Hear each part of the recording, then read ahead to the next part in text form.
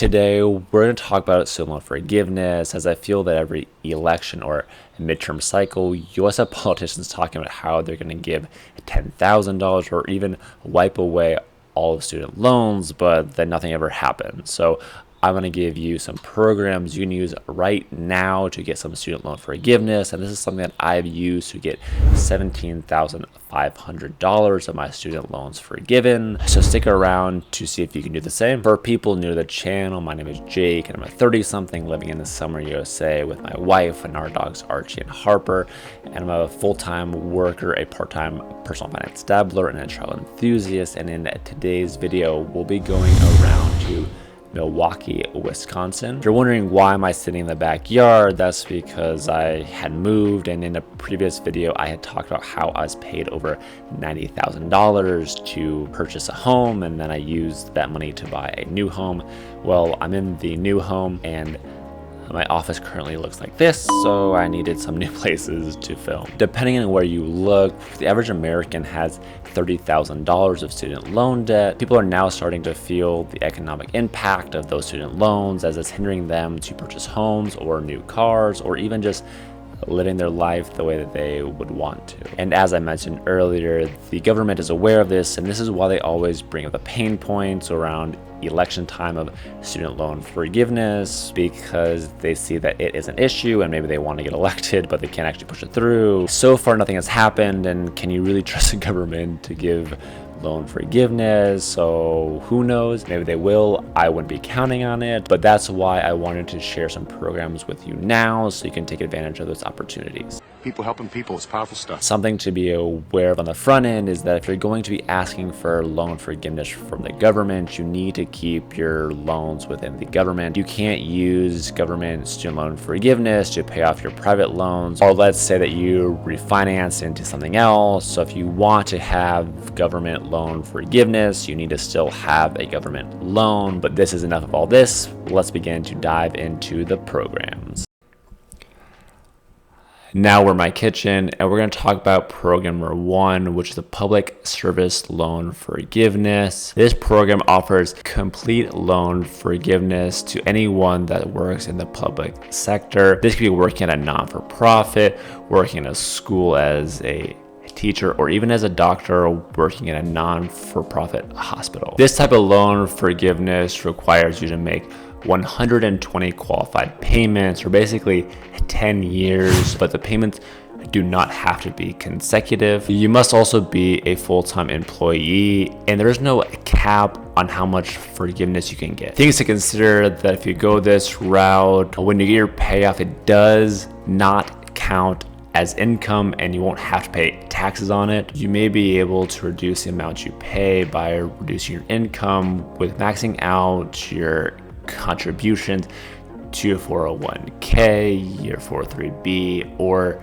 your health savings account. Program number 2 is the Teacher Loan Forgiveness Plan. This program is designed for highly effective teachers who work full-time for 5 consecutive years in an low-income school. With this forgiveness, you'll be able to get up to $17,500 if you teach math, science, or special education, or $5,000 if you teach the other areas.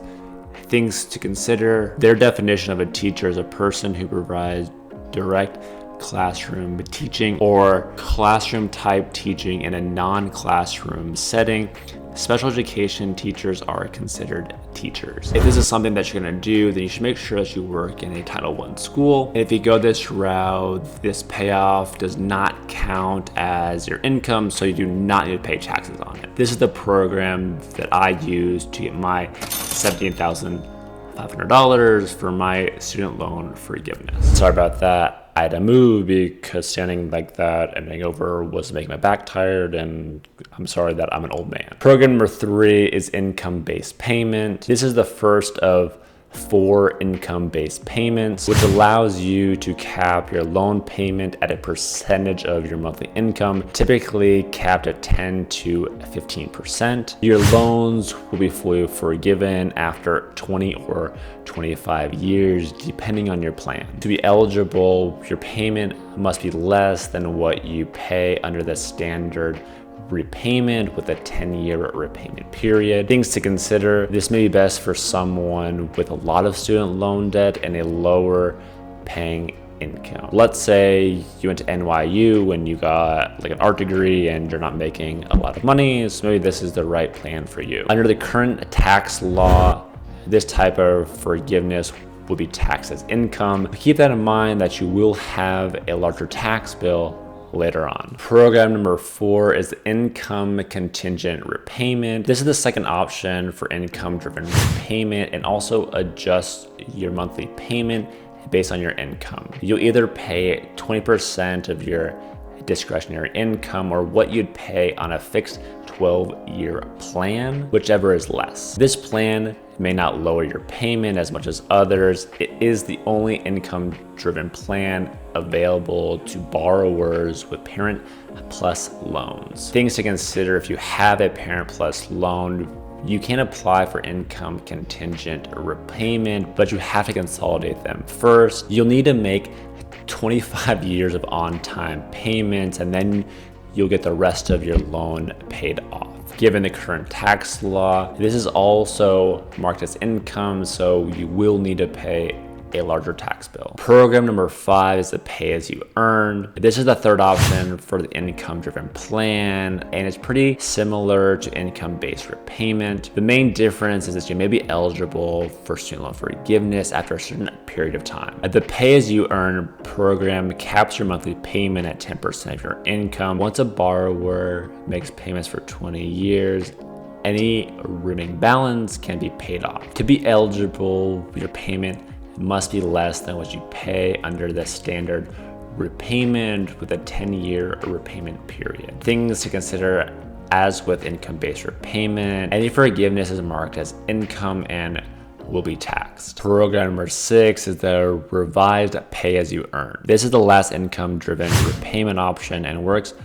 much the same way as a pay as you earn. Your payment is capped at 10% of your discretionary income. Undergraduate loans are forgiven after 20 years, while graduate loans are forgiven after 25 years. There is no eligibility requirement, and anyone with eligible loans can apply. Things to consider: when your income goes up, you then have to pay more. We've transitioned again, and now we're in my wife's office because we were doing laundry and it got kind of noisy there for a second. Once a borrower makes payments,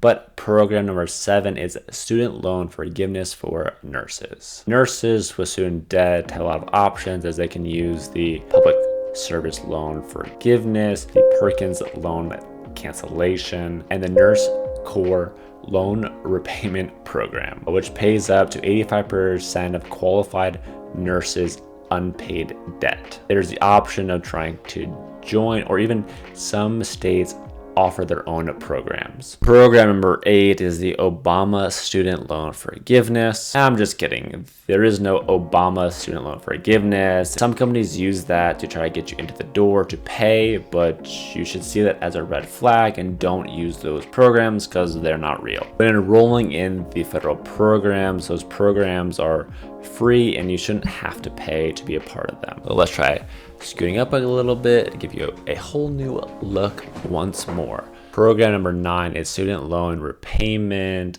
assistant programs for other careers. Some states have different programs depending on your career that they may offer to you. Typically, they offer this in exchange for 2 years of service or something along those lines. The most common jobs would be doctors, nurses, teachers, or lawyers. You can check your state offerings to see if you qualify for any of these. Program number 10 is military student loan forgiveness. The Army, Navy, Air Force, and National Guard all have separate programs to help with student loan repayment. This is not just for doctors and nurses, but can be for current members or veterans. There are things like the Army's college loan repayment program, which pays 1/3 of your loans every year for 3 years. In a total, you could get up to $65,000. Another option is the Navy program, which awards up to $65,000, or the National Guard, which goes up to $50,000. There are plenty of programs for military student loan forgiveness. So make sure you know what you qualify for. There are also certain circumstances where your loans may just be discharged, and that's not forgiven, they're just gone, which is amazing. And those are special situations, and here are 7 of those. Closed school discharge, student loan discharge in bankruptcy, loan cancellation for total or permanent disability, a discharge for false certification or unauthorized payment, unpaid refund discharge, borrower defense discharge, or student loan discharge due to health. And if you think you qualify for one of those, then you'll want to talk to your loan servicer. And there's only one circumstance where your loans may be completely canceled, and that's a Perkins loans cancellation. Borrowers with federal Perkins loan can have up to 100% of the loans canceled if they work in a public service job for 5 years. In many cases, approved borrowers will see a percentage of the loans discharged incrementally for each year worked. The Perkins loan teacher benefit works for those teachers who work full-time in a low-income public school or who teach qualifying subjects such as special education, math, science, or a foreign language. When it comes to having student loans, it can be a huge burden and can feel like a huge weight. I know when I had over $80,000 of student loan debt, I thought that I was never going to get out. And so being able to have some of the options to even get a little bit forgiven can be a huge life changer, and I know it was for me. So hopefully you guys are able to find something that can benefit you, and I really appreciate you guys watching. And if you know somebody that can benefit from this information, then consider sharing this with them. And if you want to help me grow the channel, then tap that like button.